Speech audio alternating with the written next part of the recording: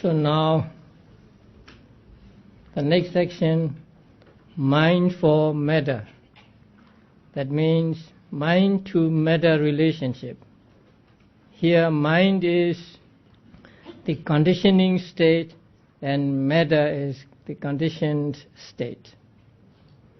And there is only one condition in this relationship, and that is post-nascence. So by way of post-nascence, mind is a condition for matter.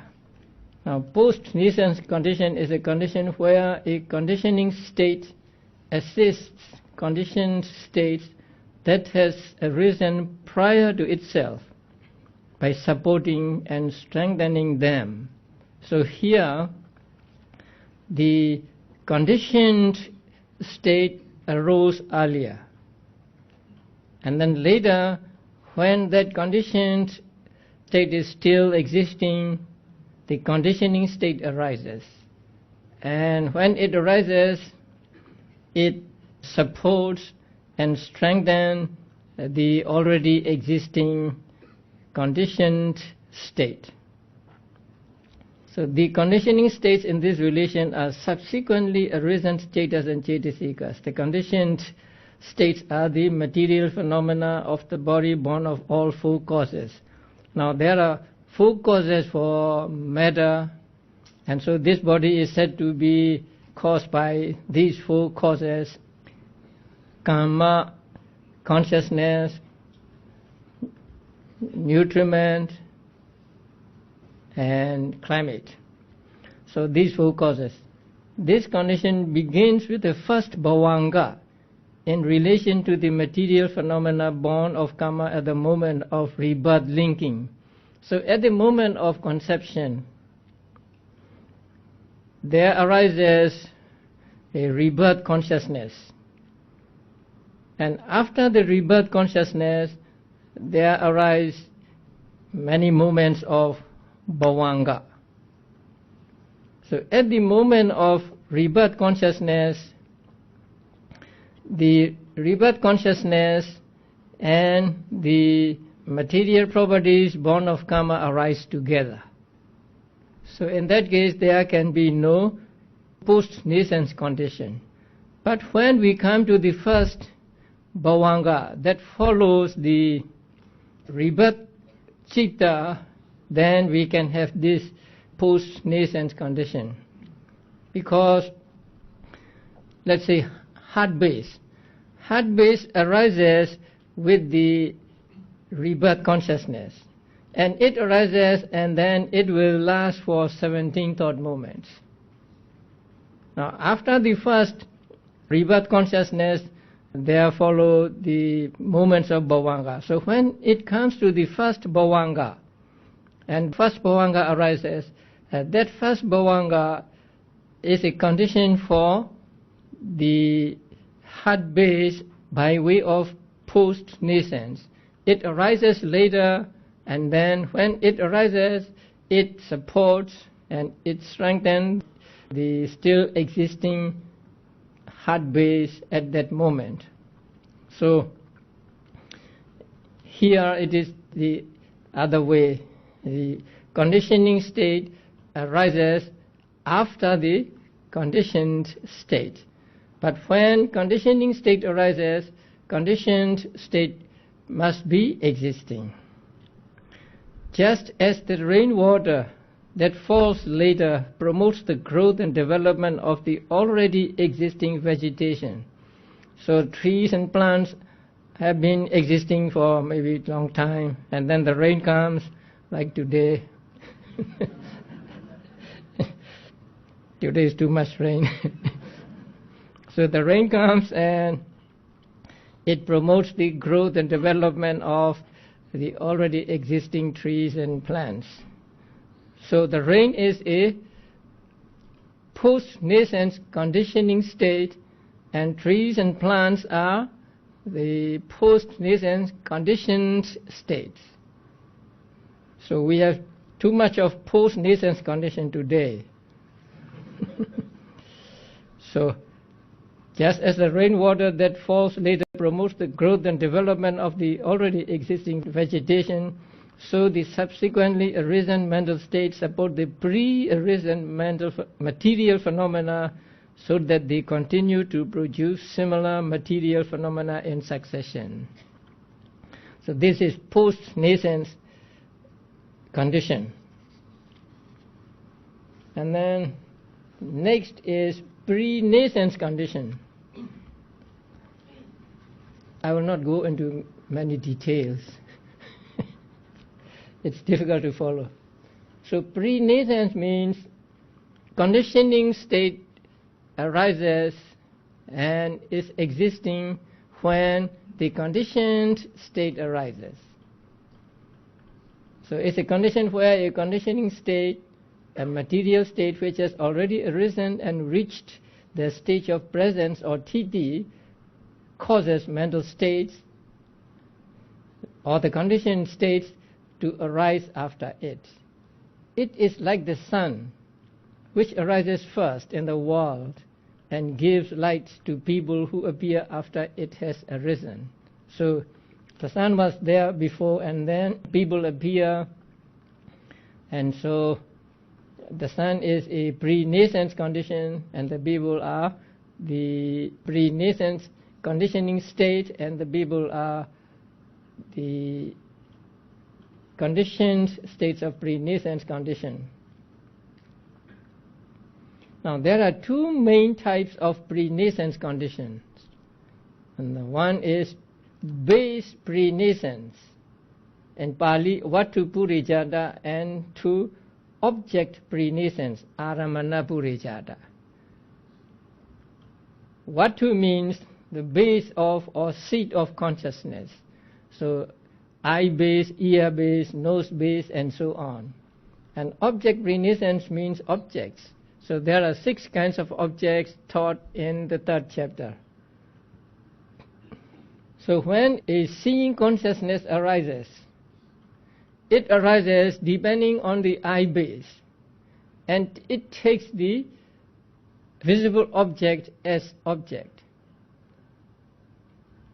And the visible object arose before the seeing consciousness arises.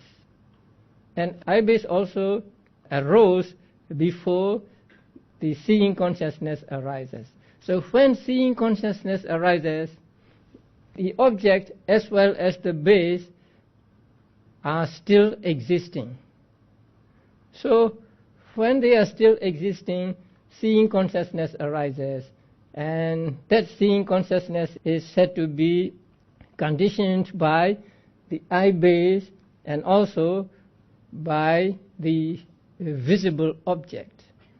So the eye base here is called base pre-nascence condition, and the visible object is called object pre-nascence condition. So in this condition, both base pre-nascence and object pre-nascence, the conditioning states arise before the conditioned states.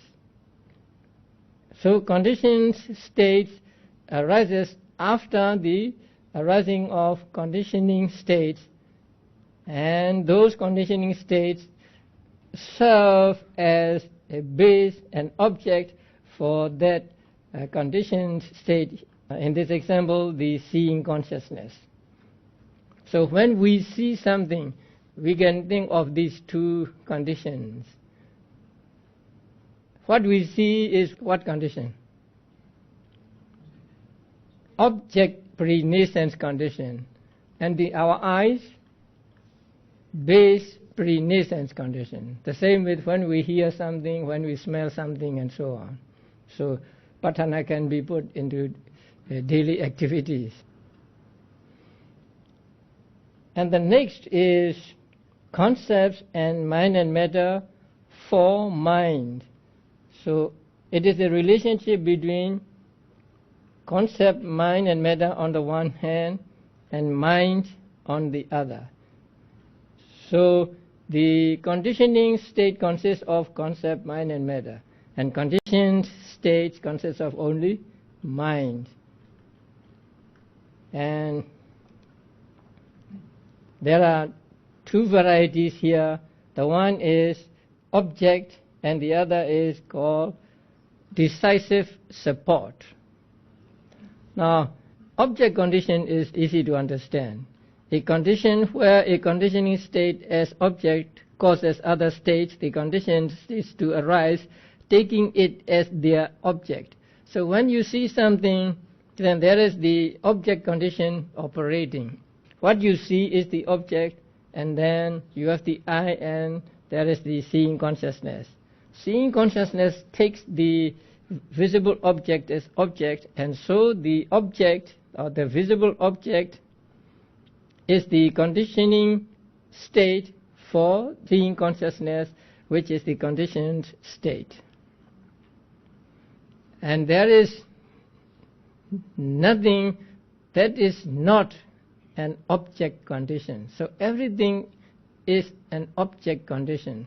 89 cetas or 121 cetas, 52 cetasikas, 28 material properties, and nibbana, and also panyatis or concepts. So all are the object of consciousness. So there is nothing that is not an object condition. The next one is decisive support, or in Pali, upanisaya. So this decisive support is a condition where the conditioning state is an exceptionally desirable or important object which causes the conditioned states. Now, the decisive support has three varieties. The first one is called object decisive support. So it must be object, and it must be a strong object. It can exert strong influence on the mind. For example, a very desirable object, a very beautiful object. And second variety is called proximity decisive support. It is more or less the same as the proximity support. So it can be obtained between different moments of consciousness and mental factors. And the third one is called natural decisive support. This is the widest of the 24 modes of relationships. So it is a wide relation that includes as the conditioning states all past mental or material phenomena that become strongly efficacious for the arising at a subsequent time of the conditioned states, which are subsequent cittas and cetasikas. Now here, in this condition, the conditioning states are mental and physical phenomena. So both mind and matter. But the conditioned states are only mind, or cittas and cetasikas. Now, for example, prior lust may be a natural decisive support condition for the volitions of killing, stealing, sexual misconduct, etc. And prior lust can be a natural decisive support condition for the wholesome acts. So it can be the decisive support for both unwholesome and wholesome acts.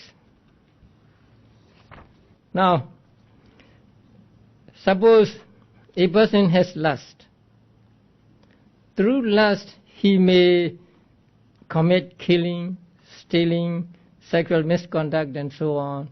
And so his killing, stealing, and sexual misconduct are conditioned by the prior lust, by way of natural decisive support.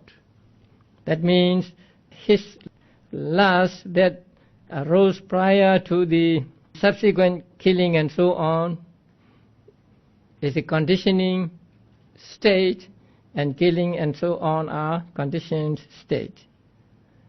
Sometimes, because of lust or greed, you do meritorious deed. Now you are attached to, or you want to be reborn in a blissful state. You want to be reborn in a celestial realm.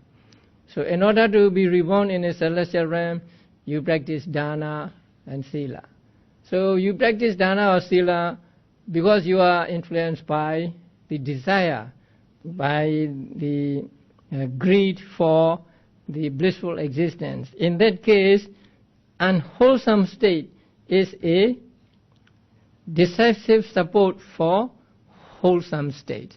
So unwholesome state can be decisive support for wholesome state, and wholesome state can be decisive support for unwholesome state. That is why this condition is said to be very wide. Prior faith, the volition of prior faith for the volition of giving alms, undertaking precepts, and practicing meditation. Now, even prompted by desire to attain enlightenment, you practice meditation. So the practice of meditation is influenced by your desire or your attachment to enlightenment. So in that case, your desire or greed or attachment is the conditioning state, and the practice of meditation, and through meditation gaining jhana and enlightenment are the conditioned states. And faith or other wholesome states can be a decisive support condition for later wholesome states as well as unwholesome states. Here also, motivated by faith, say in the three gems and so on, you practice giving alms or keep precepts or practice meditation, and so the giving alms, keeping precepts and practicing meditation are the conditioned states, and the faith is a conditioning state. Sometimes you may have unwholesome acts which is dependent on faith. Once you have faith, and then out of faith you may do something wrong, or you may commit killing and so on. So in that case, faith is the condition for the later unwholesome mental states. And also this includes also the individual and food, climate, dwelling place and so on. So suppose you get good food and you eat good food, and after eating that good food you may want to do something which is unwholesome or which is wholesome. Or you enjoy a good meal and then you want to get a good meal like this in the future, and then you may do something unwholesome to get that kind of meal. And so these can be the condition for the wholesome and unwholesome states that arise later. So this natural decisive support condition is very wide. Although it is very wide, the conditioned states of this condition are only citas and cetasikas.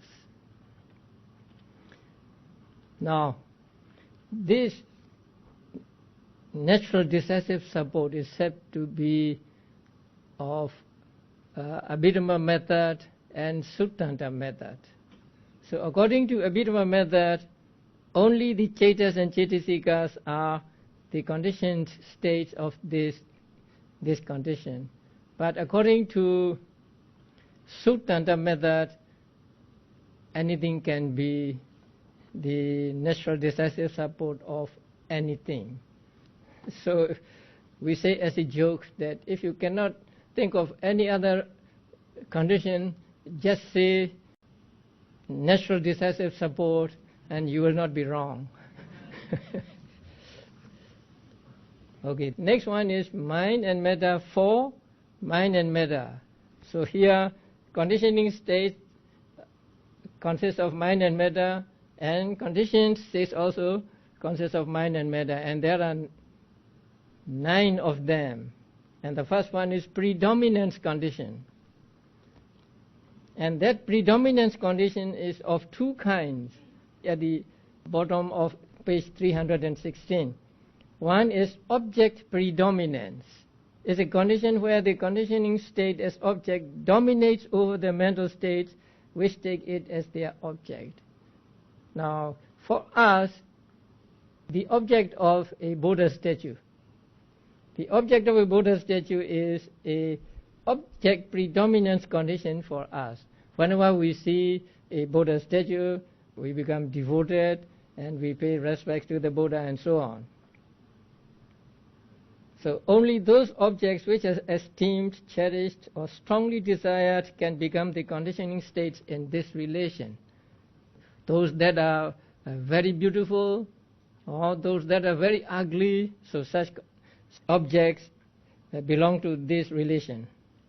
This condition is virtually identical with the object decisive support condition, differing from it only slightly in the conditioning forces.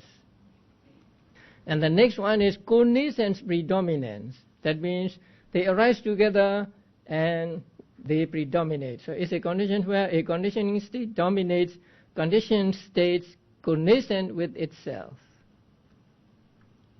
You learn that there are 4 depeties or 4 predominants in the 7th chapter, and they are will to do, energy, consciousness, and investigation. Among them, only one can take on the role of predominance condition at a given occasion. So there can be no 4 kings in a country, there can be only 1 king. So in the same way, there can be only 1 predominant factor at a given time.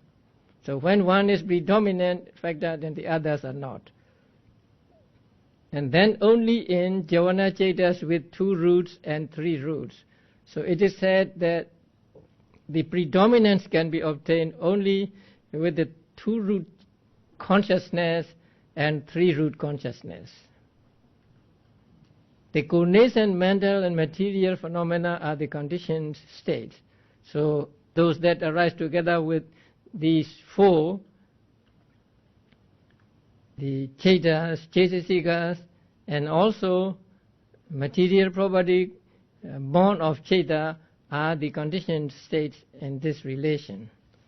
So predominance is of 2 kinds, object predominance and connaissance predominance. One is the object and the other is like a friend. They arise together and they act predominant over others.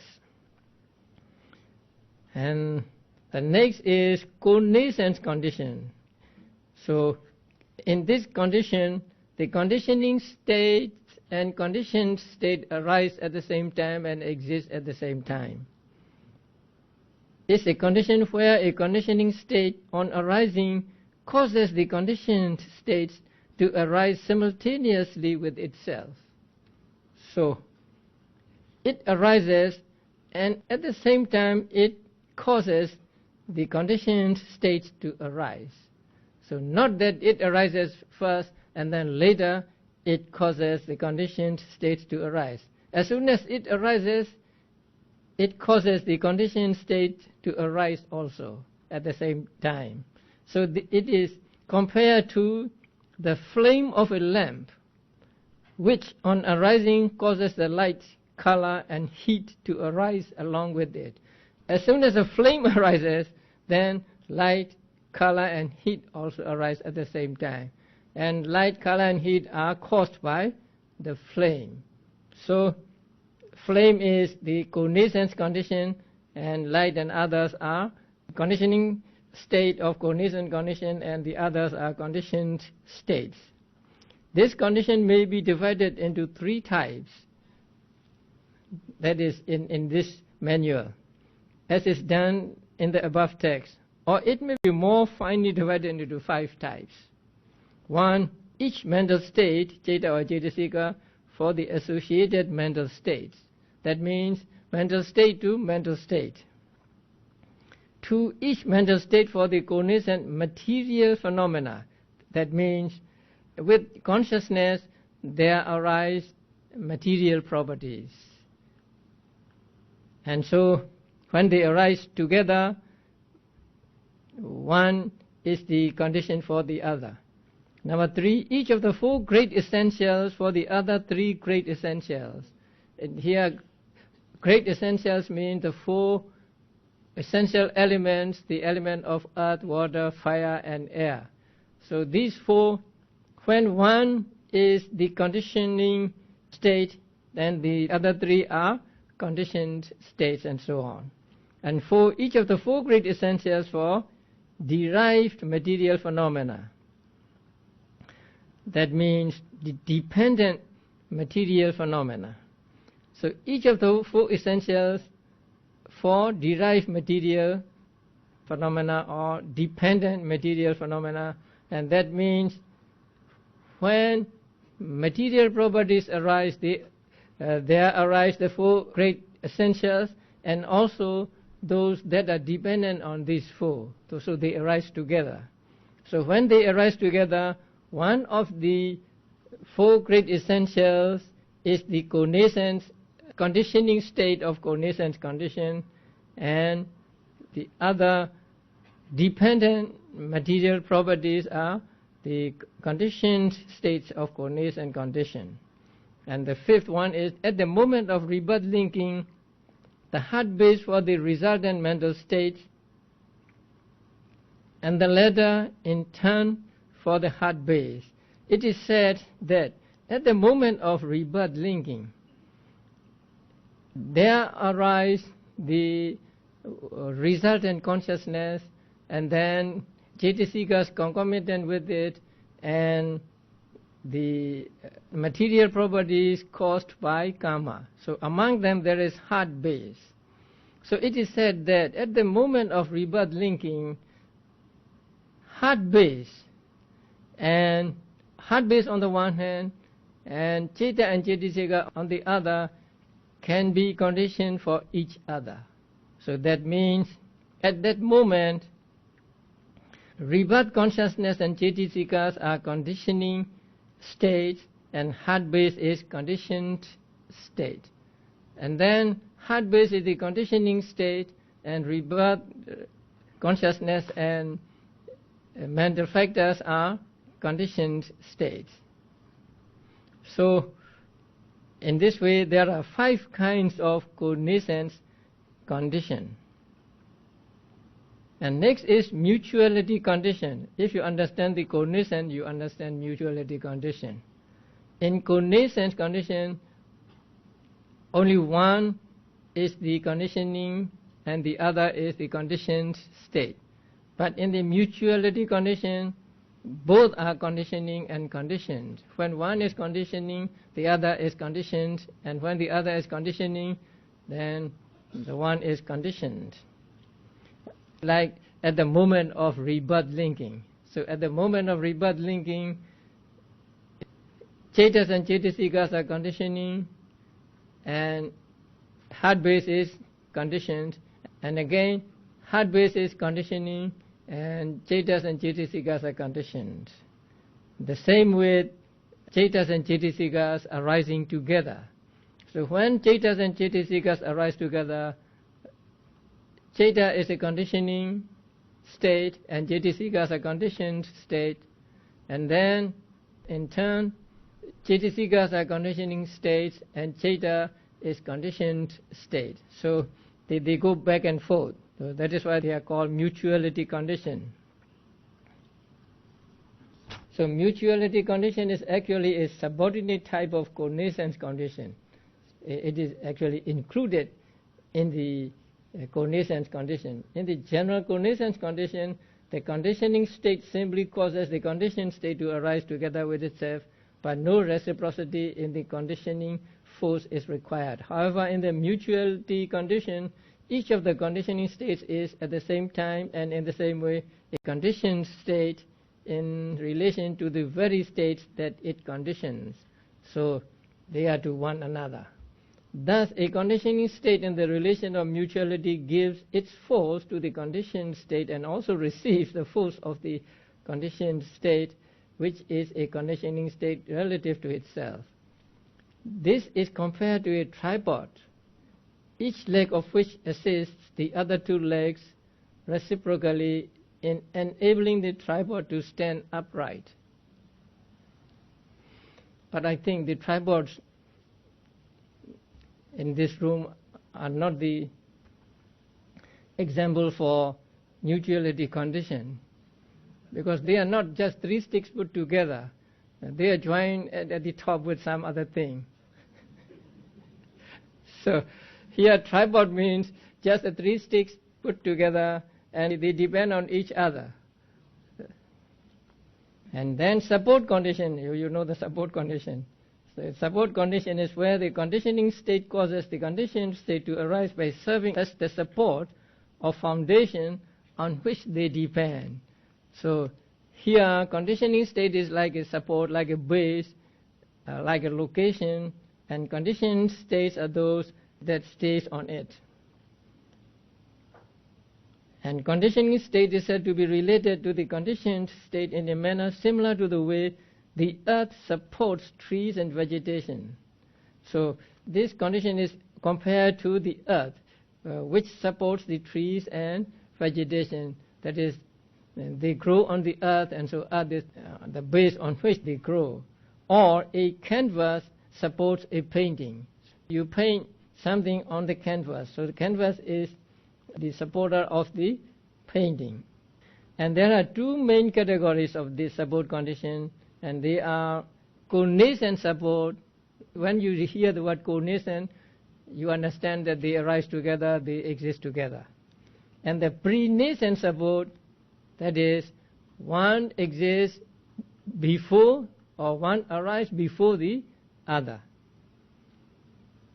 So co-nascent support condition is identical in all respects with the co-nascent condition. Pre-nascent support condition includes two subsidiary types. One is simple base pre-nascent support, which is identical with base pre-nascence, discussed under the pre-nascence condition, page 314. So in order to be this condition, it must be a base, and it must have arisen before, and it must be a support. So if anything answers these three conditions, then it is called a base pre-nascence support, or Vattu Purejata Nisaya. The other condition is called base object pre-nascent support. So in this case, it must be a base, it must be an object, it must be pre-existing, or it must be pre-arising, and also it must be a support. Now, this refers to the special case when a chitta arises supported by the heart base, and at the same time makes that heart base its object. Now, chitta can take the heart base as object. It is very rare case. Chitta depends on the heart base to arise. Now, at the same time, it takes the heart as object. So, when a person during meditation takes the heart as object and practice meditation on it, then the heart base becomes this condition, the base object pre-nascence condition.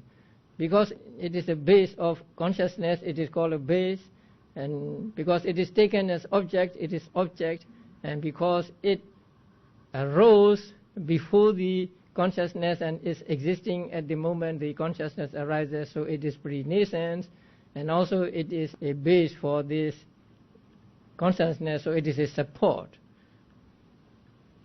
Thus, on such an occasion, the heart base is simultaneously a support and an end state arises. And 2 is material life faculty. And 3, cognizance faculty. That is mental life faculty.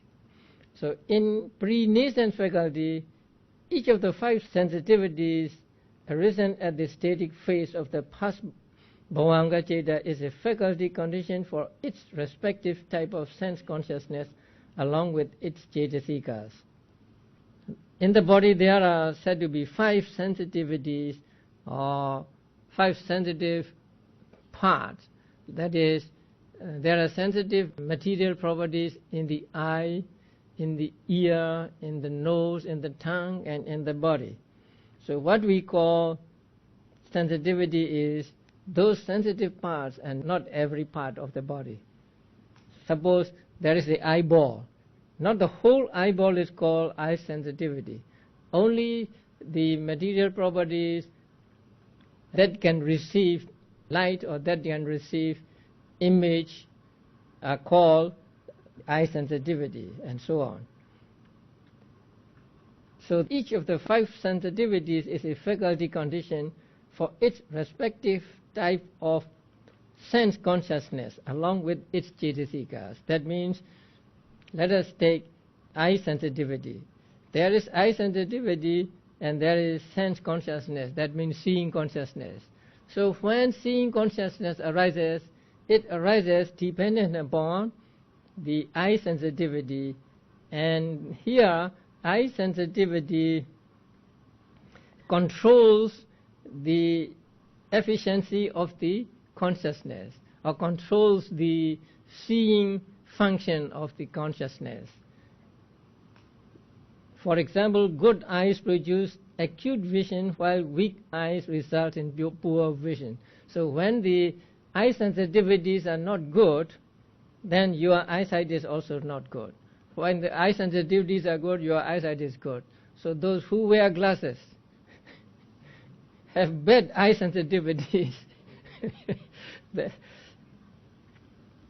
So it is important that we get good eye sensitivities, and in order to get good eye sensitivities, we need to do something here in this life so that we are endowed with good sensitivity in the future lives.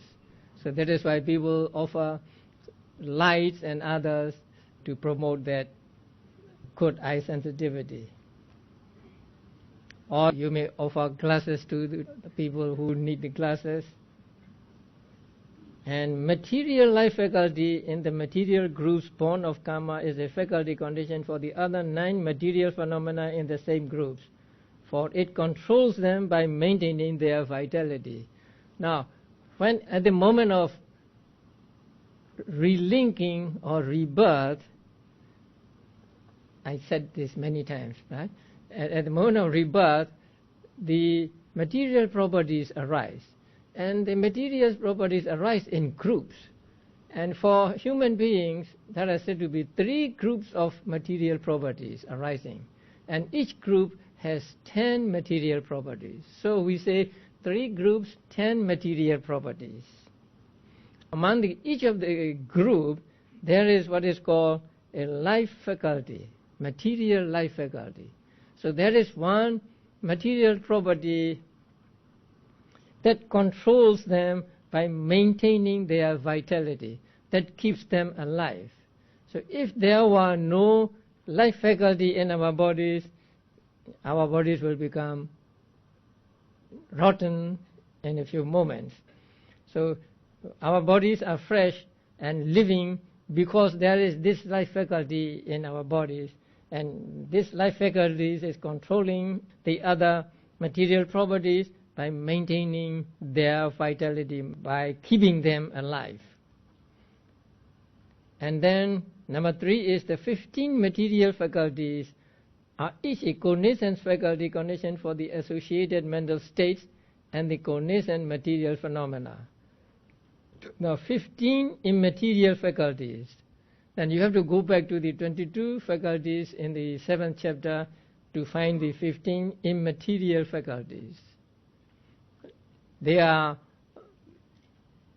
joy, ill will, and others as a feeling, and also faith, energy, mindfulness, concentration, wisdom, and so on. So these faculties, they are each a connaissance faculty condition for the associated mental states and the connaissance material phenomena. So when a consciousness arises, there arise also the mental factors, and among those mental factors there is feeling. So when there is feeling, we take feeling as a conditioning state, and the remaining consciousness and other mental factors as conditioned states. In a wholesome consciousness, there is faith, there is mindfulness, and there is understanding. So we can take faith as the conditioning factor or conditioning state, and the consciousness and the other mental factors as conditioned states, and so on. Now, regarding the conditions, we have to understand that of the faculties, the two sex faculties of femininity and masculinity do not become conditioning states in the faculty condition. Although they are included in the faculties, so among the 22 faculties, there are femininity and masculinity. But when we come to patthana, we avoid these two from including in the faculties. So these two faculties of femininity and masculinity do not become conditioning states in the faculty condition. So they do not serve as faculty condition. They are excluded because they do not have the functions of a condition. A condition has three functions: producing, supporting, and maintaining. But the sex faculties do not execute any of these functions. They do not produce, they do not support, and they do not maintain anything, and so they are not called faculty condition here. Nevertheless, they are still classed as faculties because they control the sexual structure, appearance, character, and disposition of the body. Although they are not counted as faculty condition, still they are called faculties because they control the sexual structure, appearance, character, and disposition. That means these are not the real ultimate realities. The sexual structure, appearance, character, and disposition, they are some modes of the ultimate realities, and since they are not ultimate realities, they are not said to be produced by these two things, femininity and masculinity. So that the whole personality tends towards either femininity or masculinity. Now, through femininity, one may look delicate, one may look beautiful, and one may play with cooking things or something like that, and the other may play with swords and so on. So this is influenced by the femininity or masculinity. Although these are influenced by the femininity or masculinity, they are not produced by them, and they are just the way of and the behavior and so on, so that they are not ultimate realities. So femininity and masculinity are not included in the faculty condition in the patthana, but they are included in just faculties in other Abhidhamma texts, and so they can be called faculties, but not faculty condition as to the patthana teaching.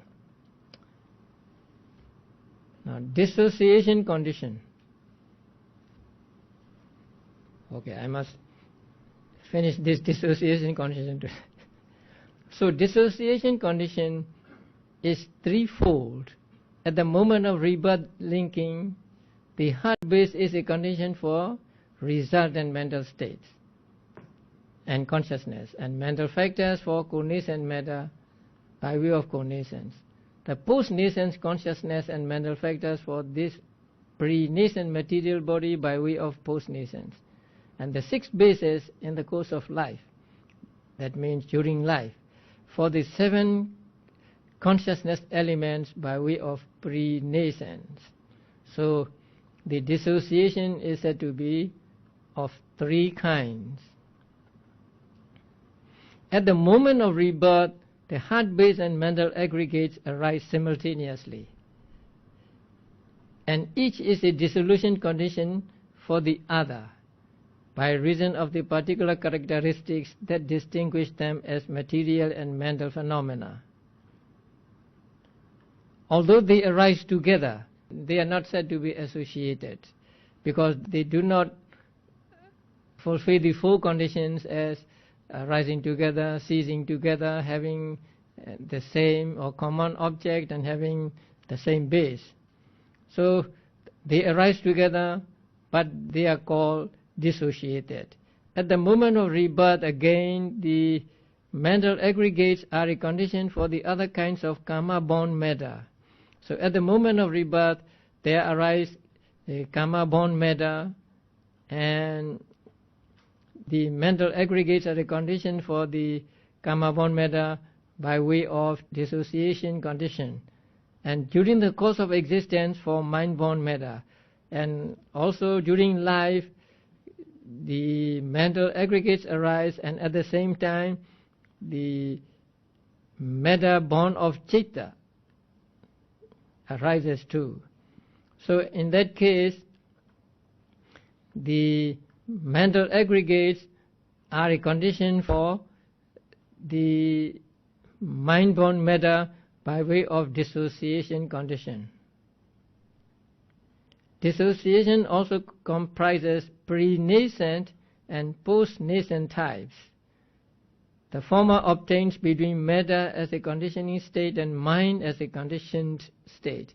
So when matter is conditioning and mind is conditioned, there is pre-nascent condition, because matter arises first and then the mind or mental states arise later. The latter obtains between mind as conditioning state and matter as a conditioned state. When mind is said to be conditioning and matter is conditioned, then mind arises later and matter arises first. So there is post-nascence conditioning. These are identical with pre-nascent support condition and post-nascence condition respectively. So they are mentioned earlier on page 318 and 313. So between mind and matter there is this dissociation condition. They arise together, but they are not associated. And the example is given of 6 kinds of tastes not mixing together with one another, and also of oil and water that do not mix. Although you put oil and water, they do not mix. So in the same way, although they are together, they do not mix, and so mental states and material states, although they arise together, they are not said to be associated. Okay. Sharing marriage with the departed. The estimated 85,646 people who died while building the death railway linking Tambuzaya to Kanchanaburi between June 1942 and 16 October 1943. Father of Construction and Hellfire Mass Memorial were erected to commemorate them. The agony they undergone before collapsing to death, something which they never bargained for, but their lives were abruptly stopped.